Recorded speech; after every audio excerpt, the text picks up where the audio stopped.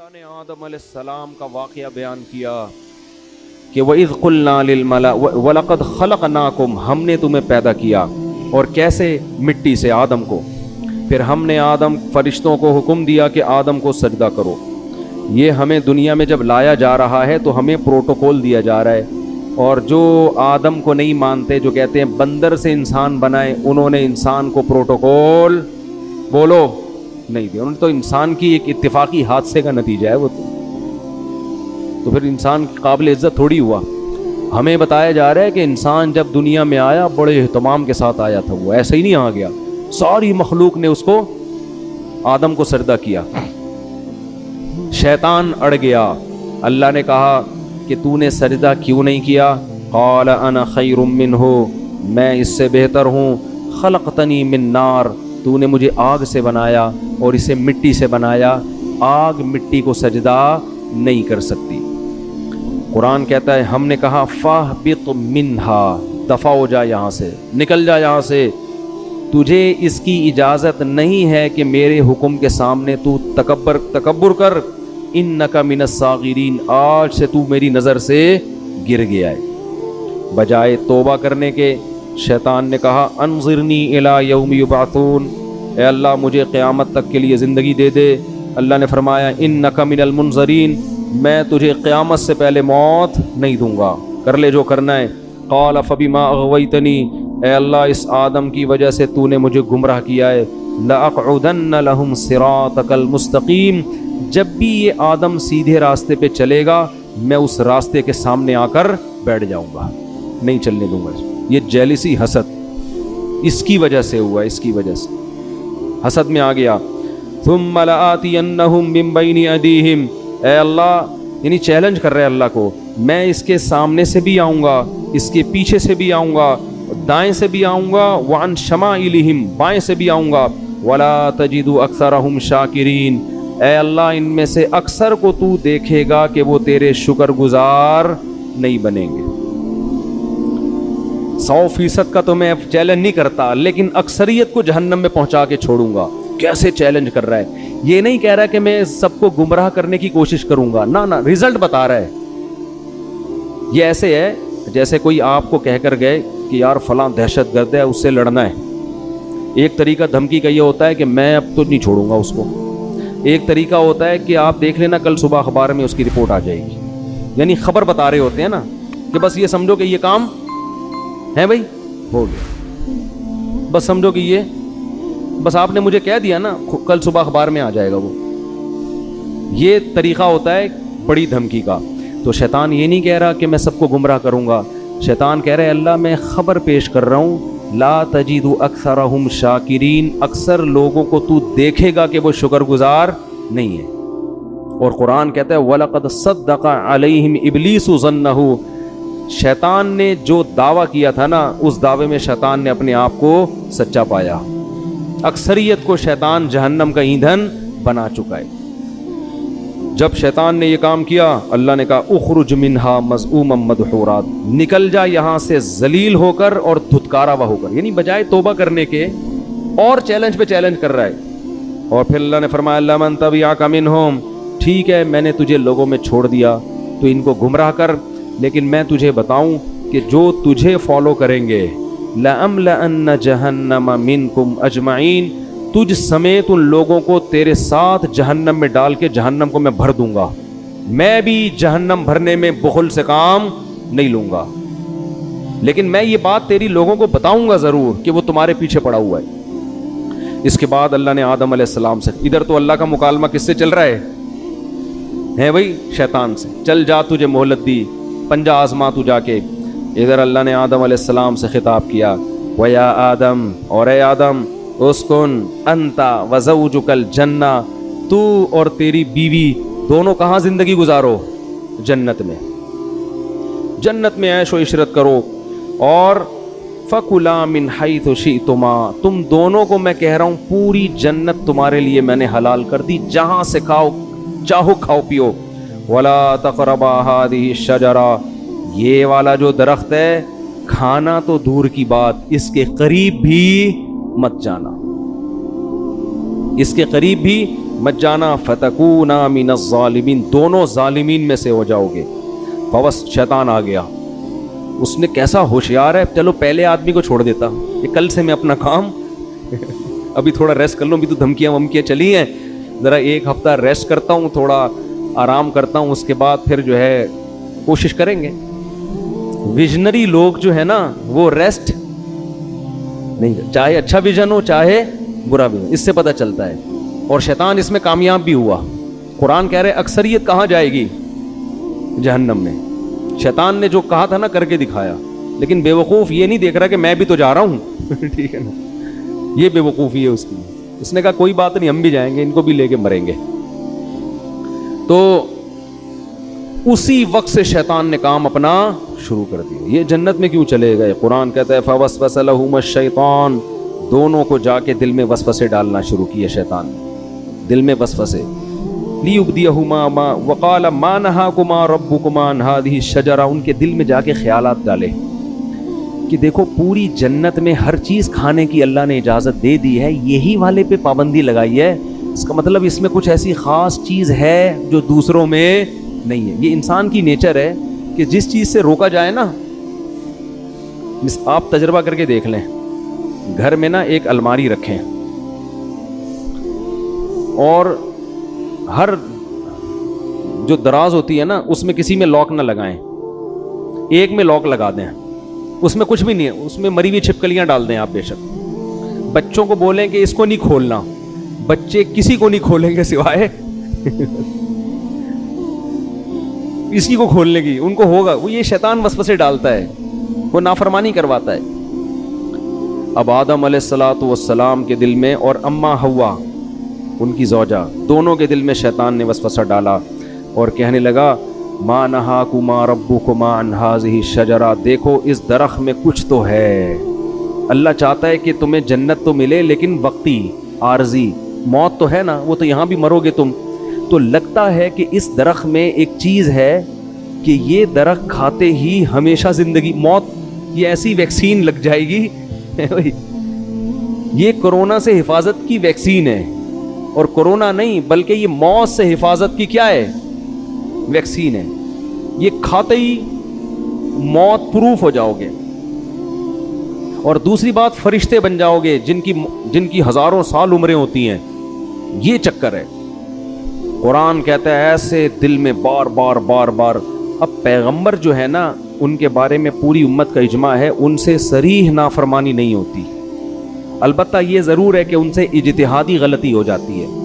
تو علماء کہتے ہیں کہ آدم علیہ السلام کے دل میں خیال آیا اور اماں حوا کے کہ اللہ نے یہ والا درخت منع کیا ہے نا، تو یہی درخت وہاں بھی اگا ہوا ہے، وہاں بھی اگا ہوا ہے، تو وہاں سے کھا لیتے ہیں، کیونکہ اللہ نے تو حاضی ہی کہا تھا یہ والا. حالانکہ اللہ کی مراد یہ تھی کہ یہ کا مطلب پوری جنت میں کہیں بھی یہ والا درخت نہیں کھانا. تو آدم علیہ السلام نے تعویل کر لی، اماں حوا نے بھی، یہ والا کا ہے وہ والا تھوڑی کا ہے. اور شیطان وسوسے ڈال رہا ہے کہ کھا لو بھائی، کھا لو بھائی. جا کے قرآن کہتا ہے فلما ذاق الشجرہ، کھانا تو دور کی بات، ابھی زبان پہ پھل کو رکھا اور چکھا ہی تھا، فوراً اللہ کی طرف سے پہلا عذاب کیا آیا، وطفقا بدت لہما سوآتہما، اللہ نے دونوں سے جنت کا لباس چھین لیا، دونوں برہنہ ہو گئے. وطفقا یخصفان علیہما من ورق الجنہ، اور شرم کی وجہ سے جلدی جلدی جنت کے درختوں کے پتوں کو اپنے اوپر ڈالنے لگے. دیکھو دونوں میاں بیوی تھے اور میاں بیوی کا آپس میں کوئی پردہ نہیں ہوتا. اس کے باوجود اس سے پتہ چلتا ہے کہ حیا کا تقاضا ہے کہ نارملی عام حالات میں میاں بیوی لباس کے اندر رہیں، ایک دوسرے کے سامنے اپنے سطر کو ظاہر مت کریں.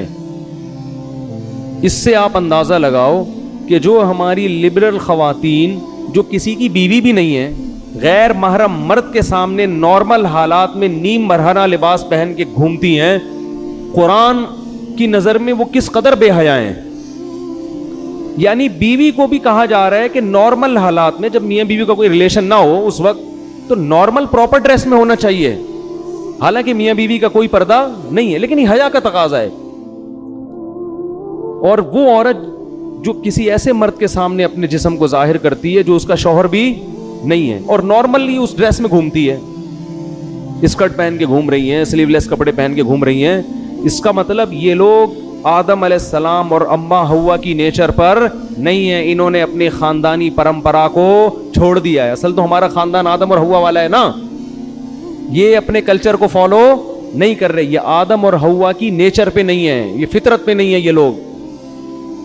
تو فطرت اس کا تقاضا کرتی ہے کہ میاں بیوی بھی عام حالات میں, نارمل حالت میں وہ ایک دوسرے کے سامنے اپنے جسم کو ظاہر کرتے ہوئے شرم محسوس کرتے ہیں. تو اب القرآن کہتا ہے فَطَفِقَا يَخْصِفَانِ عَلَيْهِ وَنَادَاهُمَا رَبُّهُمَا, فوراً رب نے ان دونوں کو پکارا. أَلَمْ أَنْهَكُمَا عَنْ تِلْكُمَا الشَّجَرَةِ, کیا میں نے تم دونوں کو منع نہیں کیا تھا یہ درخت مت کھانا. وَأَقُلْ لَكُمَا إِنَّ الشَّيْطَانَ لَكُمَا عَدُوٌّ مُّبِينٌ, کیا میں نے کہا نہیں تھا کہ شیطان تمہارا دشمن ہے. اس سے پتہ چلتا ہے کہ اللہ تعالیٰ یہ واقعہ آدم علیہ السلام کو بھی سنا چکے تھے کہ دیکھ آدم, سب نے سجدہ کیا ہے, شیطان نے نہیں کیا, اور یہ تمہیں اور تمہاری بیوی کو گمراہ کرے گا. اب دیکھو ہوا کیا ہے, شیطان کو اللہ نے کہا تھا نا کہ سجدہ کیوں نہیں کیا, شیطان نے فوراً لاجک پیش کرنا شروع کر دی, میں بہتر اور یہ کیا ہے, یہ مجھ سے کمتر ہے. لیکن آدم علیہ السلام نے یہ کام نہیں کیا. آدم علیہ السلام نے یہ نہیں کہا کہ اللہ میں جنت میں آیا ہوں, تو نے یہ والا کہا تھا, میں نے وہ والا کھایا, یہ والا تھوڑی کھایا. جیسے بچے نہیں فوراً شروع کر دیتے ہیں, فوراً عذر پیش کرنا شروع کر دیتے ہیں, میں نے یہ والا تھوڑی, میں نے تو وہ والا کھایا ہے. اور دوسری بات یہ کہ ایک دفعہ کھا لیا نا, ابھی کھایا کہاں ہے, وہ تو چکھا ہی تھا, ٹھیک ہے نا, کھایا کہاں ہے, ابھی تو زبان پہ رکھا تھا, کھانے دیا کہاں تو نے. دوسری بات یہ کہ اللہ جب تو نے پوری جنت میرے لیے حلال کر دی تو ایک درخت پہ پابندی لگانے کا کوئی فلسفہ میری سمجھ میں آتا ہے نہیں. ٹھیک ہے آئندہ میں احتیاط کروں گا, نہیں کھاؤں گا, لیکن یہ مائنڈ میں آنے والی بات ہے نہیں آ رہی بات. آج یہی ہو رہا ہے نا, شریعت عورت کو حکم دے رہی ہے پردہ کرو. خواتین کہتی ہیں ایکچولی پردے کی معاشرے میں ضرورت کیا ہے, مرد کی آنکھوں میں حیا ہونی چاہیے. یہ ان لوگوں کا کام ہے جن کے دلوں میں خدا کا خوف نہیں ہے, جیسے کہ شیطان کے دل میں نہیں تھا. اللہ نے حکم دیا, نبی نے حکم دیا داڑھی بڑھاؤ, رکھ لو بھائی داڑھی, نہیں رکھتے توبہ استغفار کرو. نہیں, ایکچولی وہ تو اس دور کا کلچر تھا, ایکچولی وہ تو یوں تھا, ایکچولی وہ تو یوں. اسلام کو داڑھی میں تھوڑی پورا اسلام رکھا ہوا ہے. اصل تو انسان کا کردار اچھا ہونا چاہیے, اخلاق اچھے ہونے چاہیے, دل نہ دکھاؤ. اور بھائی داڑھی رکھنا فرض ہے. اللہ نے موسیٰ علیہ السلام کو کوہ طور پہ بلا کے حکم دیا تھا کہ یہودیوں سے کہیں داڑیاں رکھیں, داڑھی مت کٹائیں. ہمارے نبی کی بخاری مسلم کی حدیث ہے, یہود و نصارہ کی مخالفت کرو, داڑھی بڑھاؤ. تمام پیغمبروں کی داڑیاں تھیں, تمام پیغمبروں کی. لیکن آپ دیکھ لو ہمارا لبرل طبقہ ایکچولی یوں ہے, اچھے دل میں ہو, داڑھی اندر ہونی چاہیے, اندر نہیں باہر بھی ہونی چاہیے داڑھی. اندر کا کوئی فائدہ نہیں ہے, باہر داڑھی پراپر ہونی چاہیے. نہیں رکھی جاتی توبہ استغفار کرو, اللہ سے مانگو, اللہ کے حکم کو تبدیل مت کرو. تو ہر چیز میں ایسا ہی ہو رہا ہے کہ پردے کے معاملے میں آپ دیکھ لو, اور دوسری شادی میں بھی یہی ہو رہا ہے. بات آ گئی ہے تو جلدی سے تھوڑی سی کر نکلتا ہوں آگے. بھائی 4 شادیوں کی اللہ نے مرد کو اجازت دی ہے کہ اگر وہ عدل کر سکتا ہے تو کرے. ایکچولی وہ اصل میں وہ تو اس دور میں جنگوں میں مرد اتنے شہید ہو جاتے تھے, ایکچولی اس دور میں آدمی میں کہاں. بھائی اللہ کا اجازت ہے تو اس کا مطلب اجازت ہے, کسی کا باپ بھی اس اجازت کو ختم نہیں کر سکتا. جاؤ ایسے کی تیسی ہے تو ہے, اس میں کون سی شرمندگی کی بات ہے بھائی, اللہ نے اجازت دی ہے, دیٹس آل. عدل کرنا نہ کرنا اس کی ذمہ داری ہے نا, جو کر رہا ہے. نہیں کرے گا تو اللہ پکڑے گا اس کو. ہر چیز میں اسلام نے حکم دیا جلدی شادی کرو, بالغ ہوتے ہی. ایکچولی اس دور میں اتنے مسائل ہیں, ایکچولی بچہ نہ سمجھی, شادی کوئی بڑیوں کا, یہ باتیں ہو رہی ہوتی ہیں آج. ابھی میرا وہ کلپ آیا ہے, لوگوں نے اس کو بھی ایک مزاحیہ اس میں لے گئے کہ اللہ کرے مفتی طارق مسعود صاحب وزیر اعظم بن جائیں. میں نے کہا نا میں وزیر اعظم بنا تو میں ڈنڈے سے مار کے شادیاں کراؤں گا. تو نیچے لوگوں نے کہا اللہ کرے جلدی سے میرے وزیر اعظم بننے کا انتظار مت کرو, ویسے ہی کر لو. سمجھ رہے ہو کہ نہیں سمجھ رہے؟ تو نہیں کرتے کوئی بات نہیں ہے, لیکن مانو تو نا. تو جو بھی اللہ کو سود حرام ہے, خام خام میں اس پہ حلال کا لیبل मत लगाओ सूद पर। इंश्योरेंस जुआ और गरर है, ये हराम है, चाहे इंसानियत को फायदा ही हो रहा हो। अल्लाह ने मना कर दिया भाई, खम्र मैसर वल मैसिर वल अंसाब वल अज़लाम, ये खरीदो फरोख्त का तिजारत का जायज़ तरीका नहीं है। हज आपको ज़िंदगी में एक बार करना पड़ेगा। हज के पैसे किसी गरीब को खिलाओगे तो हज अदा नहीं होगा। कुर्बानी से होगी। लोग कहते हैं कुर्बानी के पैसे से किसी लड़की को जहेज़ दे दो, जहेज़ देने से जहेज़ का सवाब मिल जाएगा। कुर्बानी आदम, जब हज़रत अल्लाह ने इब्राहीम अलैहिस्सलाम को कहा था ना बच्चे को ज़बह करो, तो इब्राहीम अलैहिस्सलाम ने ये नहीं कहा था कि अल्लाह इससे बेहतर है कि मैं किसी बेवा की शादी करा दूँ भाई ये कैसा हुक्म दे रहे बच्चे को ज़बह करो। ए अल्लाह मैं किसी गरीब को जहेज़ दिला देता हूँ। ए अल्लाह मैं एक हस्पताल खोल लेता हूँ जिसमें गरीबों का फ्री इलाज होगा। अगर इब्राहीम अलैहिस्सलाम अल्लाह से इस किस्म के एतराज़ात करते ना तो खलीलुल्लाह ना बनते। ये शैतान का काम होता है कि मैं क्यों करूँ, ये कुछ और बोल दे। अल्लाह उस वक्त शैतान से कहते कि चल तू सजदा नहीं कर रहा, नहीं कर, तू 1 करोड़ रकत की नीयत बांध ले। शैतान फौरन बांध लेता,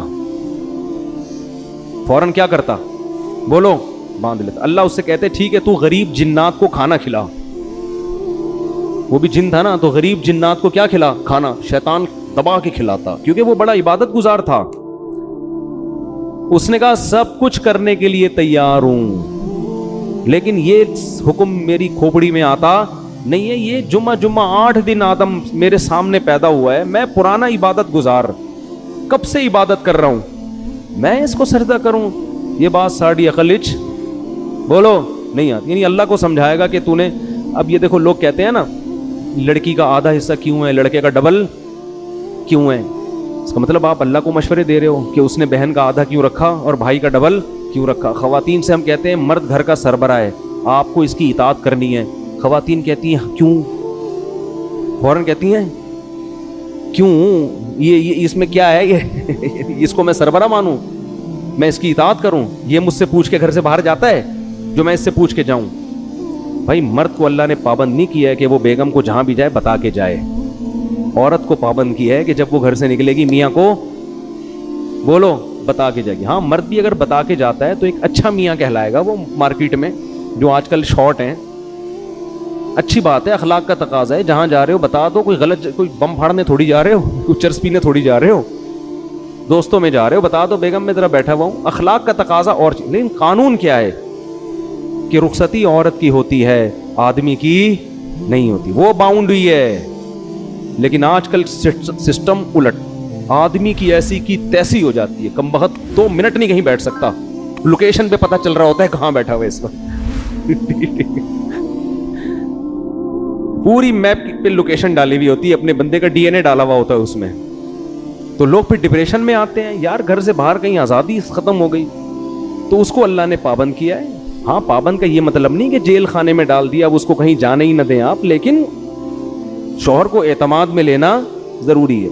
अब ख़वातीन कहती क्यों, हम तो मर्द के बराबर हैं। भाई अल्लाह ने नहीं बनाया आपको, लिर्रिजालि अलैहिन्ना दरजा, अल्लाह कहते हैं मैंने मर्द को औरत पर एक दर्जा फजीलत दी है। तो अक्लमंद औरत कहेगी भाई अल्लाह ने इस मेरे मियाँ को मेरा सरबरा बना दिया, ए अल्लाह मैं तेरे हुक्म पे राजी हूँ। अगरचे मुझे खोपड़ी में आता नहीं है, लेकिन मैं इसको सर का ताज बनाऊंगी, इसकी खिदमत करूंगी, इसका को इज्जत दूंगी, इसको एहतराम दूंगी।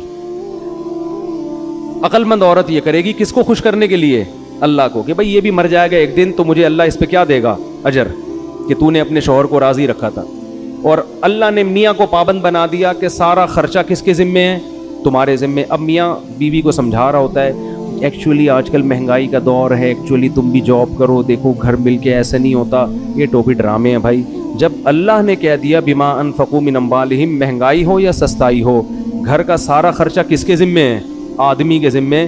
तो अब अल्लाह को मशवरे देने की ज़रूरत बोलो ना यार नहीं है। तो हम सब हैं शैतान ही ठीक है ना, जिस तरह से स्टाइल है ना हमारा, बदनाम शैतान को किया हुआ है, काम सारे हमारे भी वही हैं। तो शैतान ने कहा था नहीं मेरी खोपड़ी में नहीं आ रहा, आदम को अल्लाह ने कहा मैंने मना किया था मत खाना, तो आदम अलैहिस्सलाम ने ये नहीं कहा एक्चुअली अल्लाह मुझे असल में कन्फ्यूजन हो रही थी थोड़ी, ये वाला या वो वाला। तो असल में वो ना ना ना ना ना ना, जैसे ही अल्लाह ने कहा मैंने मना किया था, आदम ने कहा रब्बना ज़लमना अनफुसना, دونوں مل کے دعا مانگنے لگے میاں بیوی، اے ہمارے رب ہم نے اپنی جان پہ ظلم کیا، کوئی عذر نہیں، غلطی ہو گئی۔ وَإِن لَّمْ تَغْفِرْ لَنَا، اب بھکاری بن کے مانگ رہے ہیں، اللہ اب تیرے رحم و کرم پہ ہیں ہم، تو چاہے تو شیطان کی طرح ہمیں بھی دھتکار سکتا ہے ہمیشہ کے لیے، لیکن ہم تباہ ہو جائیں گے، ہم کیا ہو جائیں گے؟ برباد، ہم پہ طرز کھا اور ہمارے اس جرم کو معاف کر دے۔ اللہ کو یہ کلمات اتنے پسند آئے، قرآن کہتا ہے ثم اجتباہ ربہ فتاب علیہ وہدا، 3 احسان کی اللہ نے آدم پر۔ ایک اجتباہ، آدم کو کی دوبارہ ویسے ہی سلیکشن ہو گئی جیسے پہلے، جیسے کسی عہدے سے برطرف کر دیا جاتا ہے نا، ایسا جو صاحب کو نکال دیا فوراً وہ عہدہ کیا ہو گیا؟ بحال۔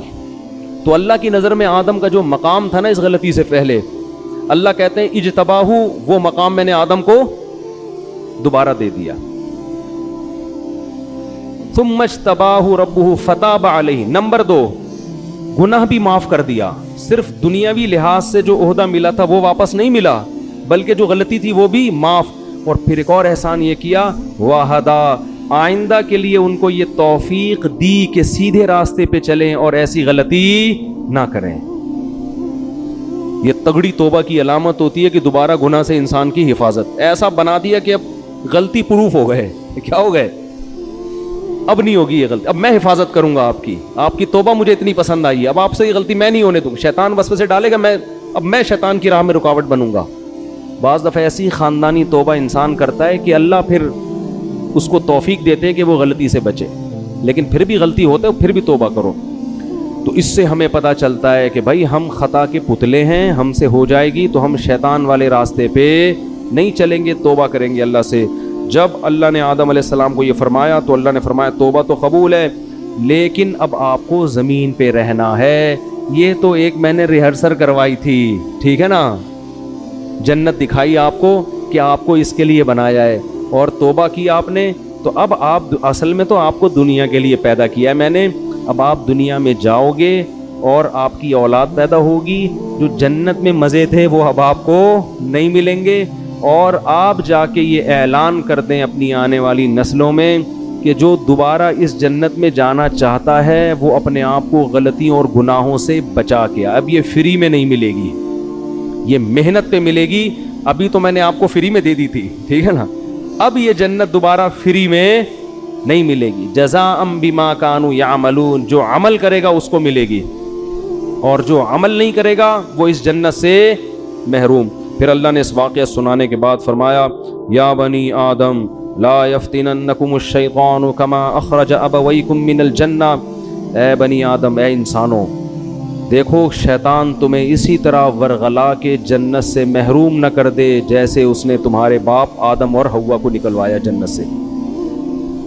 سمجھ میں آ رہی ہے بات کہ نہیں آ رہی؟ اللہ ہمیں تنبیہ کر رہے ہیں کہ آدم کو تو جنت میں جاتے ہی پیچھے پڑ گیا تھا، تو تم بھی جب بالغ ہوتے ہو نا اور احکام کے مکلف ہوتے ہو، اسی وقت شیطان تمہارے پیچھے پڑ جاتا ہے۔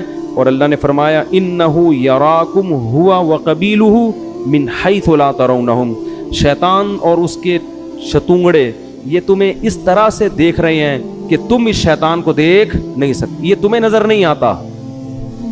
اس میں اللہ نے جواب بھی دے دیا کہ ہو سکتا ہے یونیورسٹی کے کسی پروفیسر کو اعتراض ہو کہ وہ شیطان ہے کہاں، ہمیں تو نظر آ نہیں رہا، تو اللہ نے فرمایا کہ وہ تمہیں نظر نہیں آئے گا لیکن شیطان کو تم نظر آ رہے ہو۔ یہ ایک حقیقت ہے، ہر چیز سائنس ٹریس نہیں کر سکتی، شیطان مادی چیز نہیں ہے، اور سائنس کا جو ٹاپک ہے نا وہ مادی چیزوں پہ ہے۔ بہت سی اور اللہ نے ایسی مخلوق پیدا کی ہے جو ہمیں نظر نہیں آتی، وہ ہماری لیبارٹریوں میں ٹریس ہی نہیں ہو سکتی ہے۔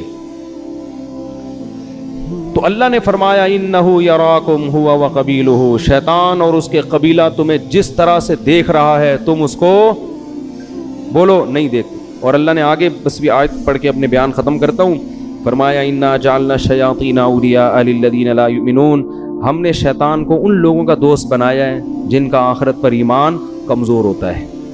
اگر جنت پر آخرت پر ایمان مضبوط ہو، اس کا استحضار ہو، تو شیطان کا وار پھر آسان نہیں ہوتا۔ تو اس سے پتہ چلتا ہے کہ شیطان کے شر سے بچنے کے لیے یہ ضروری ہے کہ موت کا، قبر کا، آخرت کا استحضار کیا جائے، بار بار سوچا جائے کہ ایک دن آئے گا، ہمیں اللہ کے سامنے حساب دینا ہے۔ اور اسی سورہ اعراف میں اللہ نے فرمایا کہ جو لوگ آخرت کو بھول کے بیٹھے ہوئے ہیں نا، الیوم ننساہم کما نسوا لقاء یومہم ھذا، آج کے دن ہم ان کو ایسے ہی بھول جائیں گے جیسے یہ دنیا میں حساب کتاب کے دن کو بھول گئے تھے۔ پھینک دیں گے ہم ان کو آگ میں اور بھول جائیں گے ہم، کیونکہ انہوں نے دنیا میں حساب کتاب کو یہ بھول گئے تھے۔ تو اس سے پتہ چلتا ہے بھائی کہ ہمیں حساب و کتاب کے دن کو بار بار یاد رکھنا ہے، گھروں میں اس کا تذکرہ کیا کریں، دوستوں میں تذکرہ کیا کریں، بھائی ایک دن حساب و کتاب کا آنے والا ہے۔ پیغمبروں کو اللہ عدالت کے کٹہرے میں کھڑا کرے گا، ہم اور آپ کس کھیت کی مولی ہیں بھائی؟ تو بار بار جب اس کا استحضار ہوگا نا بھائی حساب کتاب، یہ آپ کو موٹیویٹ بھی کرے گا اور غموں سے نجات بھی دے گا۔ کسی نے آپ پہ ظلم کیا، پیسے لے کے بھاگ گیا، اب وہ میرے انگوٹھے جو ہوتے ہیں وہ سبزی والے کے جو انگوٹھے میں لے کے بیٹھا ہوا تھا، مجھے تسلی کس سے ہوئی؟ بھائی ایک دن حساب و کتاب کا آنے والا، مل جائیں گے آخرت میں وہ سبزی والا، بولو ملے گا۔ میں بولوں گا بیٹا کہاں ہے پیسے نکال، اب پیسے تو نہیں ہوں گے، اپنی نمازیں دے دے مجھے، ٹھیک ہے نا، میرے گناہ اپنے اوپر لاد لے۔ تو یہ حساب و کتاب، کوئی بھی کسی پہ ظلم کر رہا ہے، اللہ کہتے ہیں لا تحسبن اللہ غافلا عما یعمل الظالمون، ظالمین جو کچھ کر رہے ہیں اللہ کو اس سے غافل مت سمجھو، انما یؤخرہم لیوم تشخص فیہ الابصار، اللہ ایسے دن کے لیے مہلت دے رہا ہے جس میں آنکھیں کھلی کی کھلی رہ جائیں گی۔ حکومت بھی ظلم کرتی ہے، کیوں؟ حکومت کہتی ہے ہم سے کون پوچھے گا، ہم پہ ہمارے خلاف کون کیس کرے گا؟ ابھی دیکھو نا وہ جو دھرنے میں مارم پیٹی ہو رہی ہے، ٹھیک ہے دونوں طرف سے غلطی ہو رہی ہے، لیکن اس غلطی کا ذمہ دار کون ہے؟ حکومت۔ کیا آپ نے ایک ایگریمنٹ کیا، معاہدہ کیا اور آپ اس معاہدے سے پیچھے ہٹ گئے؟ تو جو البادی ہے نا، جو پہل کرنے والا ہوتا ہے نا، اصل ذمہ دار کون ہوتا ہے؟ وہ ہوتا ہے۔ تو آپ نے ایگریمنٹ کیا کیوں تھا اس وقت؟ آپ سوچ کے ایگریمنٹ کرتے ہیں نا، لیکن گورنمنٹ جو ایگریمنٹ کرتی ہے اس کو توڑتی ہے، کیونکہ جب سب لوگ حکومتی سطح پہ حکومت کے ساتھ ہوتے ہیں تو حکومت کو پتہ ہے کہ میرے خلاف کیس کرنے والا کوئی بھی نہیں ہے، جو عدالت کیس کی سماعت کرے گی وہ ہم نے اپنے بٹھائے ہوئے ہیں۔ تو ایگریمنٹ توڑنا طاقتور کے لیے بہت آسان۔ تو اللہ قرآن میں کیا فرماتے ہیں کہ لا تحسبن اللہ غافلا، فرعون نے کیا کچھ نہیں کیا تھا، تو اللہ فرماتے ہیں دنیا میں کہیں بھی کسی پہ ظلم ہو رہا ہے تو اللہ کو غافل مت سمجھو۔ پھر اے اللہ تو حساب لیتا کیوں نہیں ہے؟ اللہ فرماتے ہیں یوم تشخص یؤخرہم، ہم نے ایک ٹائم متعین کیا ہوا ہے، حلیم ہے اللہ، بردبار ہے، جلد باز نہیں ہے، فوراً اگر ہو تو پھر تو سارے انسان کے بچے بن جائیں۔